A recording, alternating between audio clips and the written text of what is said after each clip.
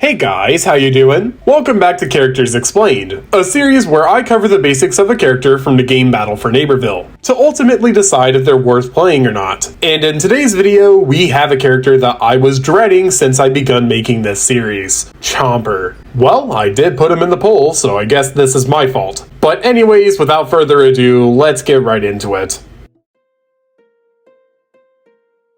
Well, I can't start off this video without briefly going over Chomper's past. So to make a very long story short, Chomper is a seasoned veteran of the franchise. He's been around since the very beginning, and that first appearance also solidified his gimmick, eating. Basically, when a zombie approaches him in the mainline games, he eats them, and he spends quite a few seconds digesting them. And while this is effective, it makes him one of the worst plants to use in the mainline games. And unfortunately, this concept of just being meh has kind of drifted into most of the other PVZ games, but especially the shooters, where for the first two games, he had almost no range options. Of course, outside of Yeti Chomper, Chomp Cannon, and Goop. So, has he gotten better in BFN? Well, let's find out with his stats. First of all, he's an attacking class character, so his primary role is to be in the front lines. And because of this, he has to have a few stats that make him a viable pick. So, what does he offer? Well, he has 175 HP, and his primary, the Chomp, deals 41 damage to an opponent at a very close range. Now, we could sit here and discuss how horrible hit detection is in BFN, but I think I'd rather discuss what else he's capable of. He now has a ranged attack called a Slobber Shot, which deals 34 damage normally and 41 damage for a crit. Now, just because this shot is powerful doesn't mean that it's absolutely overpowered. It requires some pretty tight aim to be really useful. And at far ranges, you'll need to arc your shots significantly. But if you could do all of that, you'll be a ranged menace. So immediately, Chomper looks a lot more appealing in this game,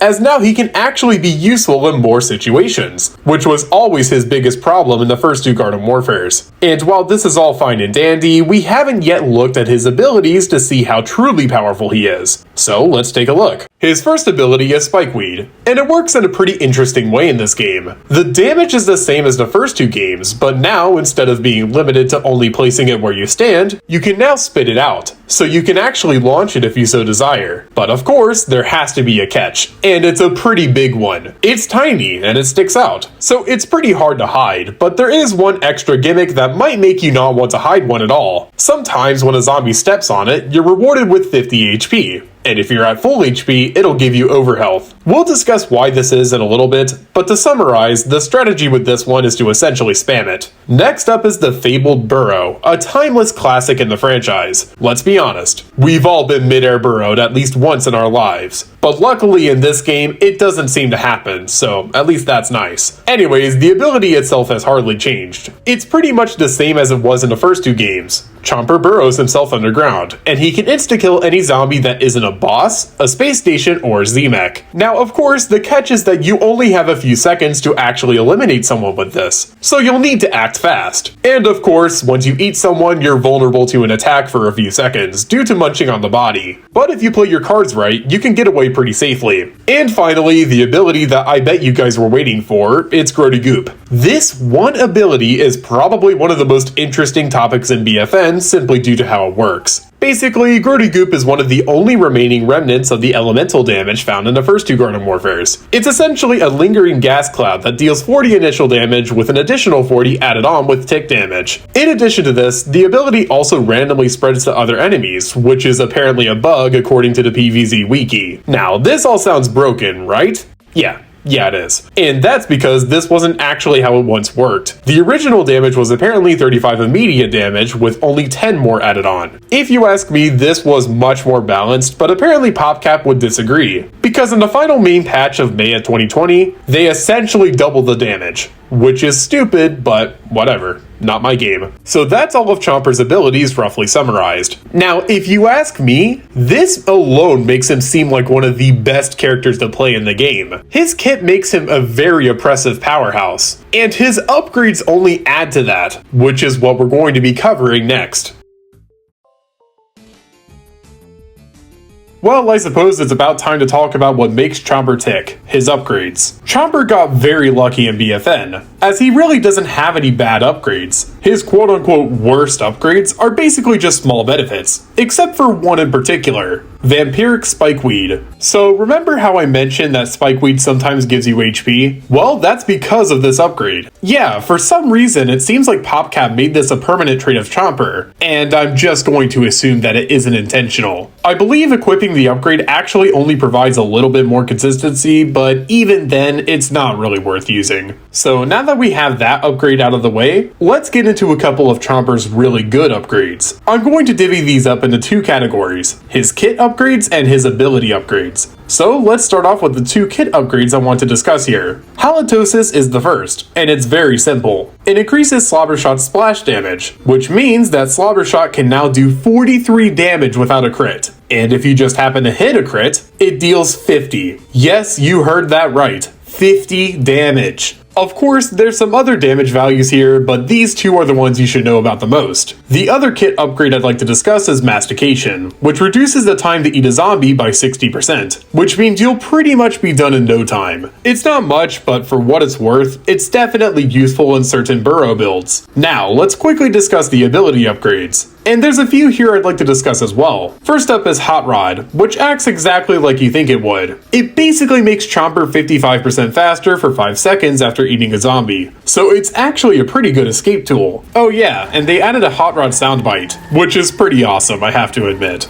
Next up is Well Fed, an upgrade that mitigates one of Burrow's biggest issues, that being duration. If you're moving slow or standing still while using this upgrade, it slows down the Burrow consumption meter by 100%, meaning you last double the time in Burrow if you have this upgrade on. But if you're moving at normal speed, this is basically useless. My recommendation for this upgrade is to basically only use it in sneaky Chomper builds, as it really doesn't have a purpose otherwise. The last upgrade I wanted to dedicate a segment to is probably the one you guys expected the most. Upset Stomach. This upgrade increases the duration of Grody Goop, making it last 12 seconds. It's not a groundbreaking upgrade at first glance, but if you start thinking about the potential, then I'm sure you'll understand. So those 5 upgrades were the ones I wanted to dedicate a whole segment to. Each of them are unique in their own ways, and they'll play a big part into the final segment of this video before the conclusion, that being the build section. As always, I must tell you guys that these builds are what I came up with, and if you end up using any of these, then you can pretty much change whatever you want within them. Anyways, let's get on to the 3 builds. The first is an Oppression build, which has Halitosis, Upset Stomach, and Combo. This build is primarily for the people who don't want to get up close in a fight, and would rather stay back and support the team by getting picks. And if you do well enough, Combo rewards you with faster cooldowns for Grody Goop and Spikeweed. So this setup benefits that playstyle greatly. Next up is what I like to call the Chomp and Run, which has Mastication, Hot Rod, and Facebite. The first two are here for obvious reasons, but the last one is something that I did not mention before. Facebite basically just increases Chomp's damage, but because hit detection is so bad in this game, I didn't put it in the upgrade section. Anyways, this build is very good at doing hit and runs, and it really benefits the players who know how to properly use Burrow. The final build is a bit of a sneaky one, with Well Fed, Speedy, and Refreshing Revive. Well Fed makes sitting in one place in Burrow less taxing, Speedy makes you a bit quicker as long as you're not running, and Refreshing Revive, well, makes you a good teammate, I suppose. Honestly, this particular build is a bit rough around the edges, to say the least, but I bet you guys can improve it quite a bit. So we've now gone over all of the basics you need to know about Chomper and BFN, and that means we can finally answer the big question. Is Chomper worth trying? Well, I would say yes, absolutely. After playing him for this video, I think he's arguably one of the best characters in this game, and a lot of that comes from what the developers gave him, such as a ranged attack. He obviously has his flaws, but if you're a new player, or you're just looking for a character to spice things up, then Chomper would be an amazing pick for you. And with that conclusion, I believe this video is now finished. Thank you so much for watching until the end, I really appreciate it. This video took a lot of time to create, and I believe this is one of, if not the longest video I've ever made. So please give me feedback on what you think about this longer style. And as always, if you enjoyed this video and you liked what you saw, then drop a like, maybe even subscribe, and I'll see you guys in my next video. Peace.